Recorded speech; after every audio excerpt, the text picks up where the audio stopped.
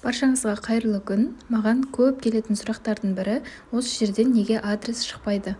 Одан қорқудың керегі жоқ. Қазір мен сіздерге барлығын көрсететін боламын. Алдымен Pinduoduo сайтына кіріп, осы жерден өзіңіз қалаған затыңызды басасыз. Мысалы, осы киімді сіз алғыңыз келсе, астында қызыл батырманы басамыз. Одан кейін осы жерден сразу өзіңізге керекті размермен өзіңізге керекті түсті таңдап аласыз. Таңдап алғаннан кейін астында қызыл батырманы басамыз. Одан кейін сіздерде осындай адрес шығатын болады. Яғни осы жерде 139 экспресстің үстін басып, сол жерден жаңа постты таңдаймыз. Жаңа посттың үстін бастық. Растау дегенді басамыз. Мына осы жерде жаңа пост деп шығып тұру керек. Енді астына түскен кезде жасыл батырманың үстінде птичка тұрады. Ол дегеніміз WeChat арқылы төлеу дегенді білдіреді.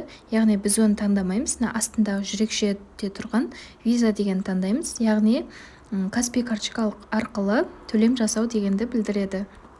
Біз барлығын таңдадық. Енді астында қызыл батырманы басып, заказ беретін боламыз. Сіздерге тағы бір мысал ретінде көрсетейін. Мысалы, мына затты алғым келіп тұр. Осы қызыл батырманы басып, осы жерден бірден размермен түсін таңдап аламыз. Мына осы жерде тағы 139 экспресс шығып кетуі мүмкін. Сол жерден қайтадан жаңағыдай ғып жаңа пост таңдап, астындағы қызыл жүрекшені басатын боламыз. Сіздерге осы видео пайдалы болған болса, лайк басып, менің каналыма тіркеліп кетіңіздер.